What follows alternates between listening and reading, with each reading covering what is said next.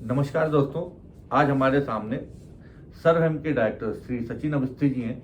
इन्होंने पिछले कई वर्षों से भांग के ऊपर, उसकी लीगैलिटीज़ के ऊपर और जो सामाजिक स्तर पे जो समस्याएं हैं उसके ऊपर बहुत गहनता से मनन किया है और उसके ऊपर काम किया है। सचिन जी, भांग से रिलेटेड कुछ प्रश्न करना चाहूँगा, क्योंकि उत्तराखंड में सन 2015 के आसपास जब माननीय श्री हरीश रावत जी मुख्यमंत्री थे, तब उन्होंने भांग से संबंधित विधेयक को पास करा दिया था।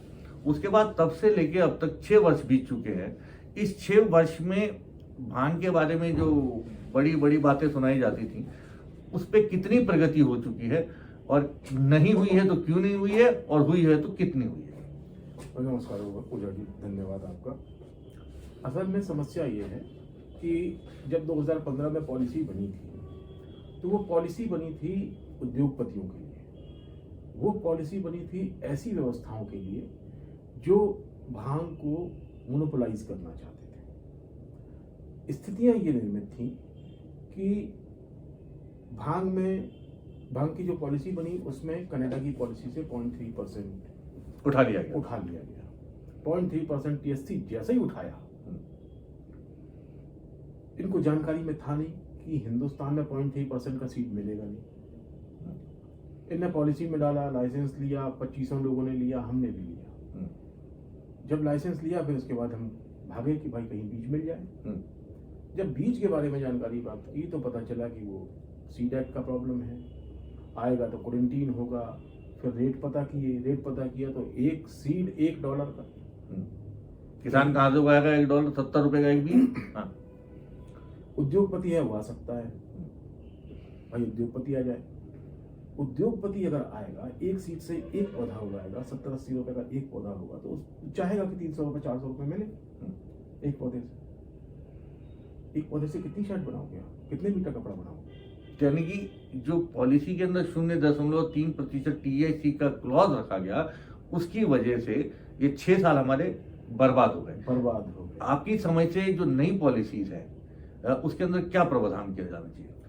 नई पॉलिसी के अंदर 2 चीजों का प्रावधान बहुत ज्यादा जरूरी है। पहली चीज ये है कि जनता को रोजगार मिले, खेती सस्ती हो, 0.3% टीएससी का जो क्लॉज है वो हटाया जाए, जिससे हमारी बायोडाइवर्सिटी भी बचेगी, हमारी भांग भी बर्बाद नहीं होगी। और कोशिश की जाए कि भांग का एक ऐसा मॉड्यूल तैयार हो जो सर्व स्वीकार हो। उसमें हम कुछ एक आधे रिटायर्ड जज को रख लें, जो कमेटी बने, इंडस्ट्री के लोग रहें, सिविल सोसाइटी के लोग रहें, अधिकारी रहें। समस्या ये आती है कि 4-5 डिपार्टमेंट ऐसे हैं जो इसको रेगुलेट करते हैं। अब वो हर डिपार्टमेंट का अपना एक सिस्टम है। इस ऐसी जो समस्याएं हैं, इनको हल करने के लिए कुछ प्रयास हो। यानी कि आप कहना चाहते हैं कि हॉर्टिकल्चर डिपार्टमेंट, आबकारी विभाग, इंपोर्ट एक्सपोर्ट डिपार्टमेंट, एग्जीक्यूटिव्स, जजेस, नहीं। हाँ, अच्छा, पॉलिसी के लिए जजेस वगैरह हैं, सिविल सोसाइटीज के जो गणमान्य व्यक्ति हैं, बिल्कुल। और इकोनॉमिस्ट जो हैं, बिल्कुल। कम से कम 10-15 लोगों का ग्रुप मिलके अलग अलग फील्ड से जो हो, वो इसके ऊपर मंथन करें। एनडीपीएस एक्ट अगर एक बाधा है इसमें, तो उसके ऊपर भी मंथन करें। 0.3% का अगर मान लीजिए क्लॉज हटा दिया गया, तो एनडीपीएस एक्ट की क्या व्यवस्था रह जाएगी कैनबिस के संदर्भ में? देखिए, एनडीपीएस एक्ट में 2 चीजें हैं। पहली चीज है जो उसका क्रिमिनलाइजेशन का पार्ट है। क्रिमिनलाइजेशन के पार्ट को बदलने की बहुत ज्यादा जरूरत नहीं है। ठीक, बदलने की जरूरत है जो एग्रीकल्चर वाला सिस्टम है उसके लिए सारे अधिकार सेक्शन 10 और सेक्शन 14 में दिए हैं। ठीक, एनडीपीएस राज्य। अब होता क्या है कि समस्या कहाँ है, वो मैं आपको देश से बताता हूँ। 1961 में 62 में एक कन्वेंशन हुआ यूनाइटेड नेशन, जिसको नार्कोटिक सिंगल कन्वेंशन। उस कन्वेंशन में ये डिसाइड किया अमेरिका ने और सारे यूएन के देशों ने कि पूरी दुनिया में हमको कैनबिस नहीं उगने देना है। ऑल ओवर वर्ल्ड उनने एक क्रॉप को खत्म करने का प्रण कर लिया। एक पूरी की पूरी प्रजाति वो विलुप्त करना चाहती है। इसको लेके उन्होंने सारे देशों में कानून बनवाए। वो जो कानून बने, आपको तो जान के आश्चर्य होगा कि हिंदुस्तान तो बहुत बाद में बना और बहुत बाद में हुआ, पर एक्चुअली जो इसके पहले के देशों ने कानून बनाए हैं और बाद के भी बनाए हैं, उसमें श्रीलंका और क्या नाम है इसका, बांग्लादेश, इनमें आप लॉ पढ़ेंगे तो घबरा जाएंगे। आपके जेब में अगर एक पुड़िया भांग की मिल जाए तो आपको हैंग टिल डेथ का प्रावधान करते हैं। मतलब इन देशों ने तो इतने सख्त बना दिए, मजबूरी थी, अमेरिका के दबाव में बना रहे थे। अब हमारे यहाँ समस्या ये थी कि हमारे यहाँ संस्कृति से जुड़ा हुआ पौधा है, भगवान शिव से जुड़ा हुआ पौधा है, शिवरात्रि, महाशिवरात्रि और क्या कहते हैं होली, ये बिना इसके होते ही नहीं, हमारे मंदिरों में चढ़ता है। तो 1985 के पहले तो ये फ्री था, सब जगह लगा रहता था, कोई नशा नहीं होता था, कोई आदमी गांजा पी के गाड़ी नहीं चलाता, किसी झगड़ा नहीं करता, सोसाइटी में किसी को कोई तकलीफ नहीं थी, बढ़िया चल रहा था। एकदम से प्रेशर आया, इंदिरा गांधी की हत्या हुई, इंदिरा गांधी की हत्या होने के बाद राजीव गांधी आए, उनके ऊपर ही उसका प्रेशर पड़ा, उनको लगा चलो करते हैं, तो उनने अपने लोगों से बात की। तो जब वो कानून बन रहा था तो ऐसा कहते हैं लोग, किसी ने बताया मुझे, कोई पुराने IAS अफसर थे, बहुत क्लैशेस थे। उन क्लैशेस को कवर अप करने के लिए इनने सेक्शंस बहुत सारे बना दिए। भाई अब सीधा सीधा कानून बना देते ना कि गांजा उगाना मना है, भांग उगाना मना है, भांग का कोई उपयोग नहीं होगा, भांग का जो उपयोग करेगा वो 2 साल के लिए सजा में जाएगा, सजा होगी उसमें, सीधा कानून था। उन्होंने नहीं, उन्होंने सेक्शन 8 बनाया, उसमें सब कुछ रिस्ट्रिक्ट कर दिया। फिर सेक्शन 10 बनाया, उसमें कुछ अधिकार दे दिए। सारा पेड़ है सेक्शन 10 में, तो पूरा पेड़ पूरा पेड़, चरस को छोड़ के कुछ भी करो, चरस को छोड़ के कुछ भी करो।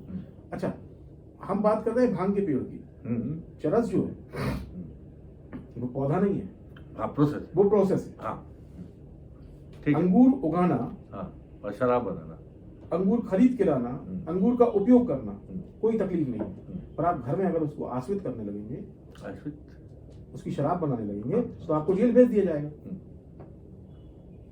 तो आप चरस को रेगुलेट करो ना, पौधे को क्यों रेगुलेट कर रहे हो, प्रोसेस को रेगुलेट करो ना। अच्छा, हम थोड़ा सा विषय, आपने बहुत ही अच्छा प्रकाश डाला इस पे। आपने कहा कि यूनाइटेड नेशंस के माध्यम से यूनाइटेड स्टेट्स ने भांग के पौधे को एक सर्टेन विचारधारा के तहत, और क्या कोई षड्यंत्र टाइप का, ऐसा कुछ कॉन्स्पिरेसी थ्योरीज टाइप का है? कॉन्स्पिरेसी थ्योरी तो नहीं कह सकते, मुझे अपनी समझ से जो समझ में आता है वो ये है कि इंडस्ट्रियलाइजेशन होता था, इंडस्ट्रियलाइजेशन में मजदूरों की जरूरत थी, लोगों की जरूरत थी, और शराब बिक रही थी, फार्मा लॉबी तैयार हो रही थी, फार्मा लॉबी लगातार तैयार हो रही थी। फार्मा लॉबी को और शराब लॉबी को इससे बहुत नुकसान था।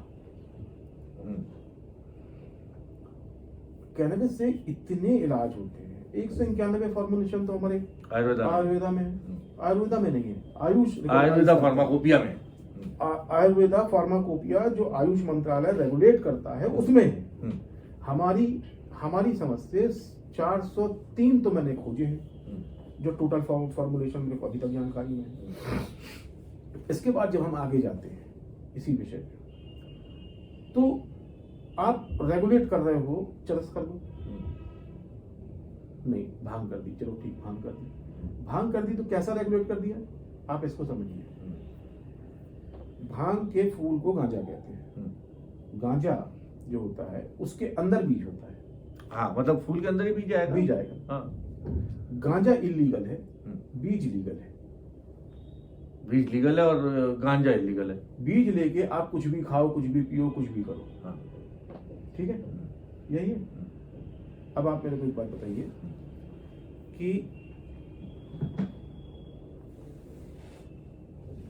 जब गांजे का फूल ही नहीं होगा तो बीज कहां से हो? सही बात है, ट्रू है। समस्या कहाँ आती है, समस्या ये आती है कि पुलिस की जो CRPC कहती है वो ये कहती है कि आपको एक अपराध का क्लू मिला, आपके पास एक बंदूक पकड़ी गई, या बंदूक बनाने की कोई चीज पकड़ी गई, या गोली पकड़ी गई, कहां से आई वो ट्रैक होता है।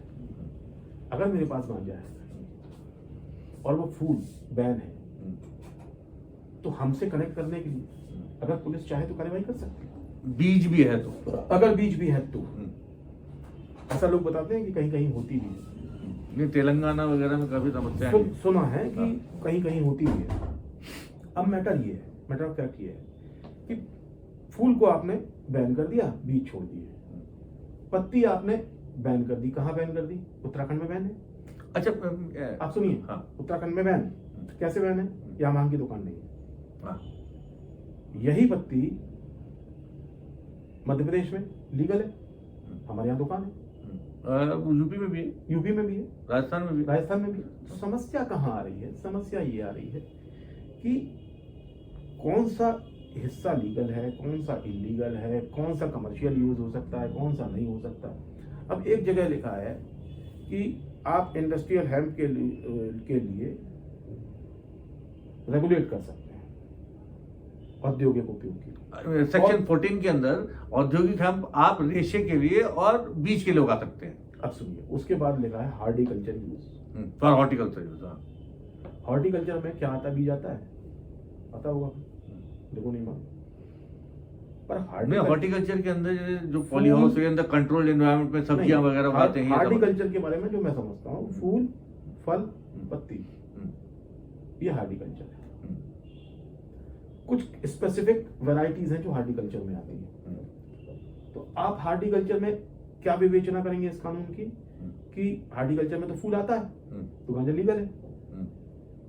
नहीं, इसके साथ साथ ये बात भी है, थोड़ा सा दो अलग अलग विषय हैं। इसको थोड़ा सा दर्शकों के समझाने के लिए मैं कहना चाहता हूँ कि जब इंडस्ट्रियल हेम्प में 0.3% से ज्यादा फूल पत्ते किसी में भी नहीं होना चाहिए, तो पहला तो मेरा सवाल ये है आपसे, एनडीपीएस एक्ट इस पे लागू ही क्यों है? अगर इंडस्ट्रियल हेम्प की बात हो रही है तो ये तो एक अलग ही प्रजाति हो गई, फिर तो नार्कोटिक एनडीपीएस तो इस पे अप्लाई नहीं होना चाहिए। हाँ, ये मेरा सवाल पहला है। आपका सवाल ठीक है। दूसरा मेरी बात ये है आपसे, प्रश्न ये है सर कि जब ये कानून बन रहा था उस वक्त तक इसके केवल बीज और रेशे के उपयोग के बारे में मालूम था। अब 20-30 साल हो चुके, कितने साल हो गए 1985 के बाद से अब तक? हाँ, 35 साल हो गए। 35 सालों के अंदर इंडस्ट्रियल हेम्प के अंदर से CBD, CB1, CBG2, CBG2 बहुत सारी दवाइयां बनने लगी। तो क्या आपको लगता है कि एनडीपीएस एक्ट के ऊपर पुनः विचार होना चाहिए संसद में? एनडीपीएस एक्ट के ऊपर पुनः विचार तो संसद को करना ही चाहिए, पर उसकी जरूरत नहीं है अगर आप डिक्रिमिनलाइज उसको नहीं करते हैं तो।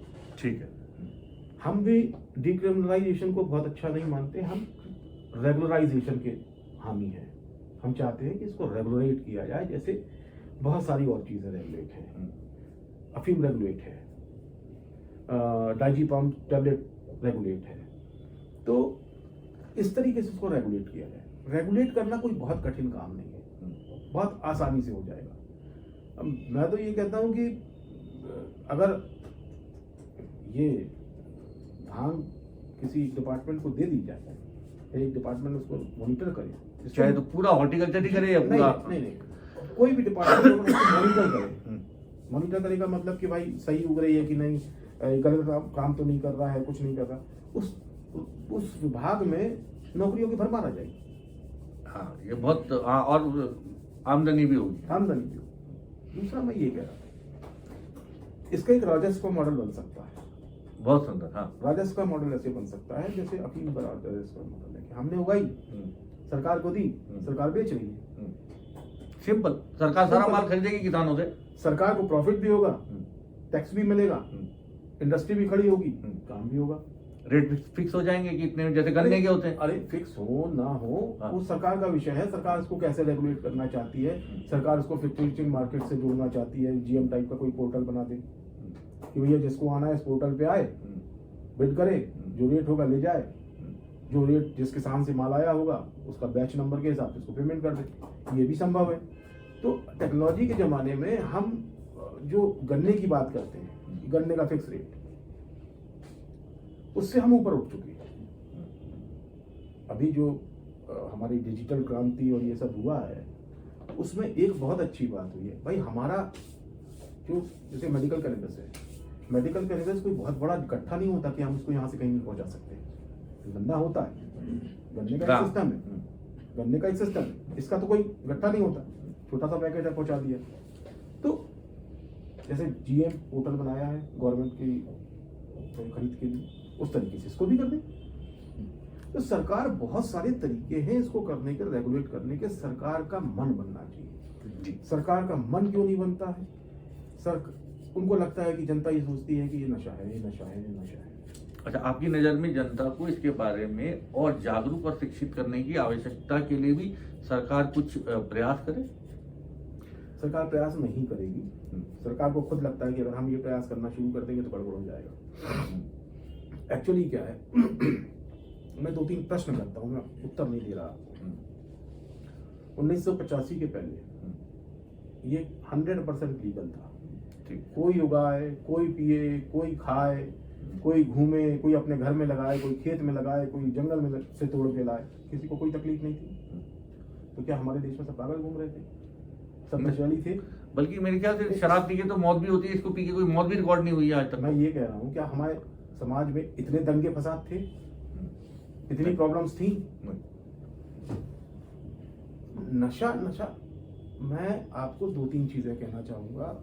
विषयांतर हो रहा है, ये जरूरी है आपको सुनना। सरकार ने एक समय बोला डालडा घी जो होता है वो देसी घी के बराबर होता है। आज हर डॉक्टर बोलता है उसमें बैड फैट होता है, देसी घी में गुड फैट होता है, देसी घी हार्ट खराब नहीं करता।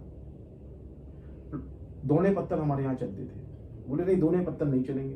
क्यों नहीं चलेंगे? उसमें बैक्टीरिया होते हैं, वायरस होते हैं, आपकी तबीयत खराब हो जाएगी, ये हो जाएगा, वो। ठीक है सर, हो जाएगा, मान लिया आपकी बात। अब क्या स्टार्ट हुआ? इससे प्लास्टिक आए, अब तो हमारी 5000 साल की खोज, व्यवस्थाएं, चीजें जो चल रही, उस पर हम विश्वास नहीं कर रहे। हम उन व्यवस्थाओं पे विश्वास कर रहे हैं जो आज पैदा हुई हैं और 60 साल के बाद, 50 साल के बाद रिजल्ट देंगी। मतलब ये एक बात होगी कि अमेरिका का इतिहास 500 साल से पुराना नहीं है, बट उसकी नॉलेज के हिसाब से वी आर डिक्टेटेड, जिनका 5000 10,000 साल से भी पुराना अनुभव जन्य ज्ञान है। यानी ये विज्ञान और अनुभव जन्य ज्ञान और विज्ञान के मध्य एक मंथन जरूरी है। बिल्कुल कि विज्ञान कितना अनुभव जन्य ज्ञान के ऊपर हावी रह सकता है, ये एक मंथन विद्वानों को करना जरूरी है। ये तो हो गई, जिसको हम पूंजीवाद कहते हैं, वो भी एक बड़ी भारी समस्या है। देश में ऐसी बहुत सारी बातें हुई हैं, बताना उचित नहीं लगता। लोग विचारधारा डिसाइड कर लेते हैं।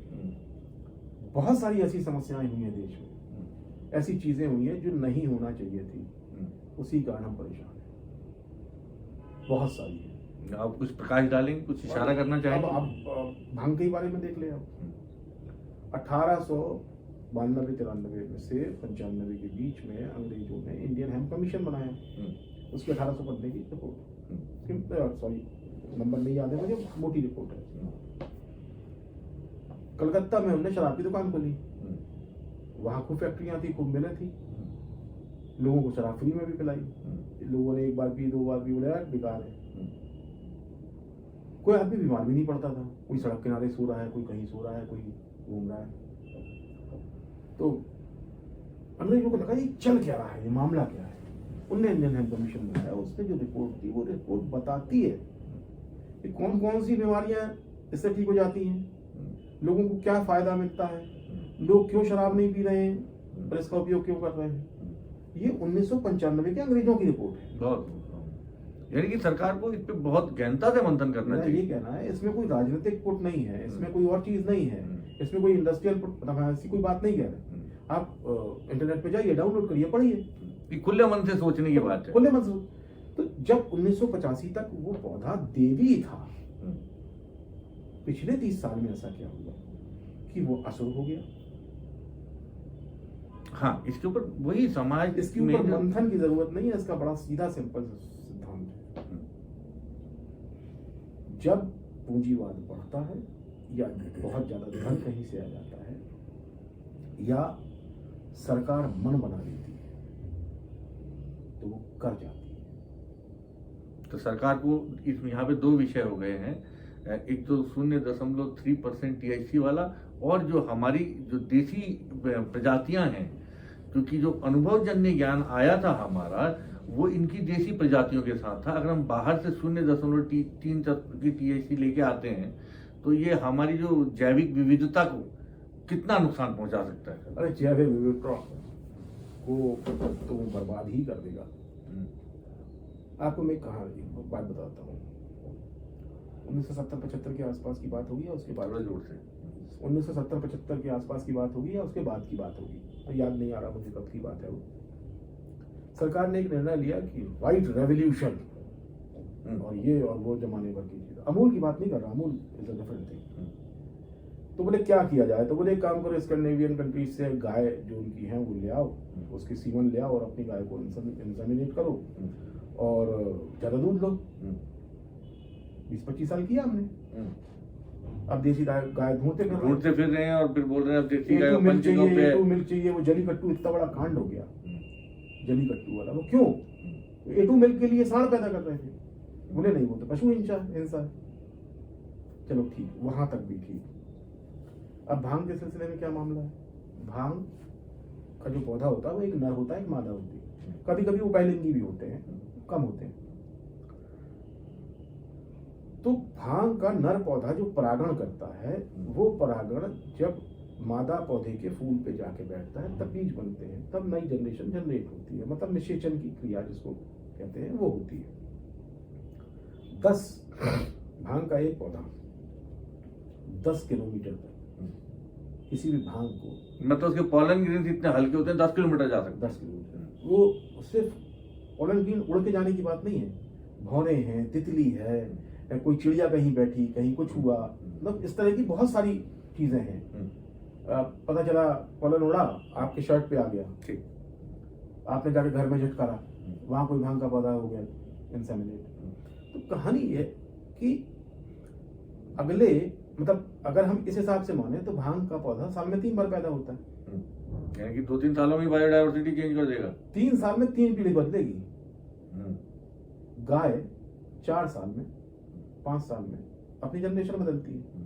30 साल में 6 जनरेशन बदली, हमारी हालत खराब हो गई। यहाँ 6 जनरेशन बदल जाएगी तो क्या होगा, कल्पना करिए।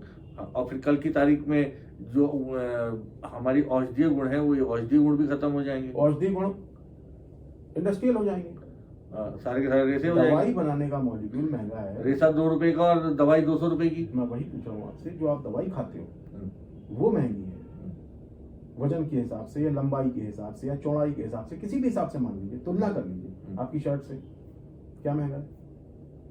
इससे शर्ट ही तो बनाओगे या ईंटें बनाओगे? दवाई है, या तो ईंट बनाओगे इंडस्ट्रियल हैंड से या शर्टें बनाओगे। हाँ, दवाइयां तो मेडिकल कैनबिस से बनाओगे ना। हाँ बिल्कुल। अब लोगों ने बाइफरकेट कर दिया इंडस्ट्रियल कैनबिस और medical cannabis, both are different things. बोल दिया, हमने मान लिया, हमको चर्चा ही नहीं करना ना कि क्या, मतलब बोल दिया साइंटिस्ट, कोई बड़ा आदमी कोई।